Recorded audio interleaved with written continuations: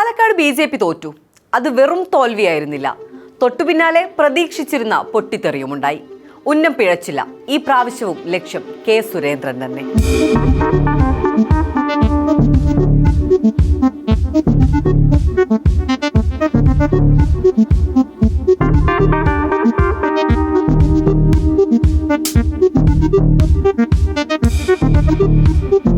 സംഘടനാപരമായി BJPക്ക് മേൽക്കൈയുള്ള ഒരു മണ്ഡലമായിട്ടും സംസ്ഥാന അധ്യക്ഷൻ ക്യാമ്പ് ചെയ്ത് തെരഞ്ഞെടുപ്പ് പ്രവർത്തനത്തിന് നേതൃത്വം കൊടുത്തിട്ടും BJPക്ക് പാലക്കാട് അടിതെറ്റി.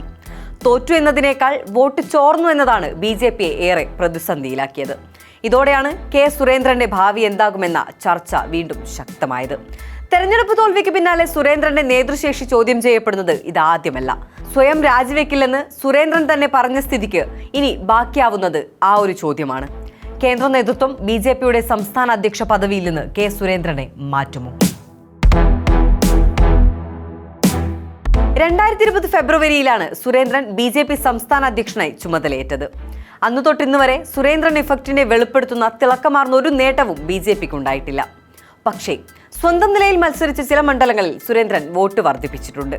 എന്നാൽ അതിലും ഗംഭീരമായി ശോഭാ സുരേന്ദ്രൻ വോട്ട് വർദ്ധിപ്പിച്ചിട്ടുള്ളതിനാൽ സുരേന്ദ്രൻ സവിശേഷമായി എന്തെങ്കിലും ചെയ്തു എന്ന് വാദിക്കാൻ അദ്ദേഹത്തിന്റെ അനുയായികൾക്ക് പോലും പഴുതുണ്ടായിട്ടില്ല എന്നതാണ് വാസ്തവം.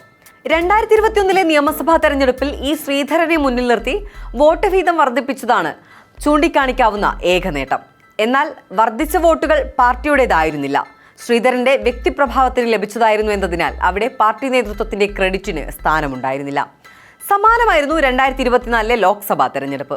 സുരേഷ് ഗോപിക്ക് ലഭിച്ച വോട്ടുകൾ വ്യക്തിപ്രഭാവത്തിൻ്റെതാണെന്ന വ്യാഖ്യാനം സംസ്ഥാന ഘടകത്തിന് ഒന്നും തന്നെ ചെയ്യാനില്ലെന്ന പ്രതീതിയാണ് സൃഷ്ടിച്ചത്.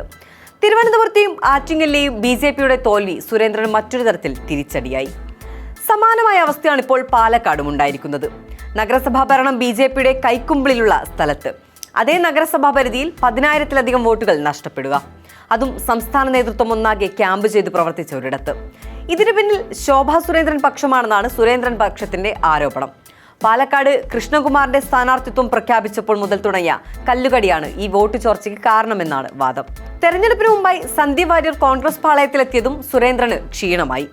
സമീപകാല വിവാദങ്ങളെല്ലാം BJPയിലെ വിഭാഗീയതയിൽ സുരേന്ദ്രനും കക്ഷിയാണെന്ന പ്രതീതി തന്നെയാണ് സൃഷ്ടിച്ചത്. പാലക്കാട് തോൽവിയുടെ പിന്നാലെ സുരേന്ദ്രന്റെ നേതൃത്വത്തെ പരോക്ഷമായി ചോദ്യം ചെയ്ത് നിരവധി നേതാക്കൾ രംഗത്തെത്തിയിരുന്നു. അതിൽ പ്രധാനി മുൻ കേന്ദ്ര സഹമന്ത്രിയായിരുന്ന V മുരളീധരനാണ്.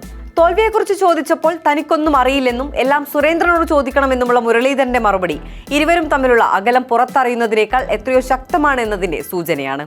നേരത്തെ തെരഞ്ഞെടുപ്പ് തോൽവികളുടെ പേരിൽ സുരേന്ദ്രൻ പ്രതിസന്ധിയിലായപ്പോഴെല്ലാം രക്ഷാകവചം ഒരുക്കിയത് V മുരളീധരനായിരുന്നു.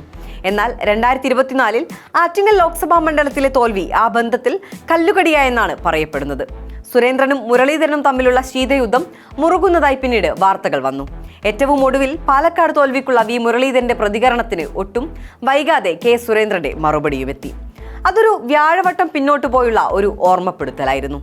2012 V മുരളീധരൻ അധ്യക്ഷനായിരിക്കെ പിറവം ഉപതെരഞ്ഞെടുപ്പിൽ NDA സ്ഥാനാർത്ഥി 2000 വോട്ട് പോലും നേടിയിരുന്നില്ല എന്നായിരുന്നു സുരേന്ദ്രന്റെ ഓർമ്മപ്പെടുത്തൽ. കഴിഞ്ഞതൊന്നും മറക്കണ്ട എന്ന് പരോക്ഷമായി തന്നെ സുരേന്ദ്രൻ മുരളീധരന് മറുപടി നൽകിയിരിക്കുകയാണ്. എന്തായാലും പാലക്കാട്ടെ തെരഞ്ഞെടുപ്പ് തോൽവി സുരേന്ദ്ര മുരളീധര യുദ്ധത്തിന്റെ തീവ്രത കൂടുമെന്നുറപ്പ്. നിലവിൽ കൃഷ്ണദാസ് പക്ഷം ഇനി ആർക്കൊപ്പം നിലയുറപ്പിക്കുമെന്നത് BJP കേരള ഘടകത്തെ സംബന്ധിച്ച് നിർണായകമാണ്. ദില്ലിയിൽ നിന്ന് കേരളത്തിൽ ശ്രദ്ധിക്കാൻ മുരളീധരൻ തീരുമാനിച്ചിരിക്കുന്നു എന്ന് വേണം അനുമാനിക്കാൻ. അതിനാൽ സുരേന്ദ്രന്റെ സ്ഥാനചലനത്തിനായി ഇനി ചരട് വലിക്കുക ആരെല്ലാമായിരിക്കുമെന്നത് കാത്തിരുന്നു തന്നെ കാണണം. മത്സരിച്ച തെരഞ്ഞെടുപ്പുകളിലെല്ലാം തോറ്റ ചരിത്രമാണ് സുരേന്ദ്രനുള്ളത്. ശബരിമല പ്രതിഷേധങ്ങൾ പോലും സുരേന്ദ്രന്റെ കാലത്ത് പാർട്ടിക്ക് സുവർണാവസരമാക്കാൻ സാധിച്ചില്ലെന്നത് ആക്ഷേപമുണ്ട്. ഇപ്പോഴിതാ ശക്തി കേന്ദ്രങ്ങളിലും തിരിച്ചടി നൽകിയ നേതാവെന്ന ചീത്തപ്പേരും സുരേന്ദ്രന് ചാർത്തി നൽകിയിരിക്കുകയാണ് പാർട്ടിയിലെ എതിരാളികൾ. കെ സുരേന്ദ്രൻ അധ്യക്ഷ സ്ഥാനത്ത് തുടരണോ വേണ്ടയോ എന്ന കാര്യത്തിൽ ജനുവരിയിൽ തീരുമാനമുണ്ടായേക്കാമെന്നാണ് റിപ്പോർട്ടുകൾ. ഏതെങ്കിലും വിധത്തിൽ തീരുമാനം സുരേന്ദ്രന് എതിരാണെങ്കിൽ മറ്റ് BJP നേതാക്കളെ പോലെ റിട്ടയർഡ് ലൈഫ് ബെനിഫിറ്റായ ഒരു ഗവർണർ സ്ഥാനമെങ്കിലും സുരേന്ദ്രന് ലഭിക്കുമോ എന്നതാണ് ഇനി അറിയേണ്ടത്. സുരേന്ദ്രനെ സംബന്ധിച്ച് കുമ്മനം രാജശേഖരനെ പോലെയോ ശ്രീധരൻ പിള്ളയെ പോലെയോ അതിനുള്ള പ്രായമായിട്ടില്ല. അതിനാൽ പദവിക്ക് പുറത്തു നിന്നാലും ഒരംഗത്തിനുള്ള പ്രായവും അതിനുള്ള മരുന്നും സുരേന്ദ്രന്റെ കയ്യിലുണ്ട്. അതും കേന്ദ്ര നേതൃത്വം പരിഗണിക്കാതിരിക്കില്ല.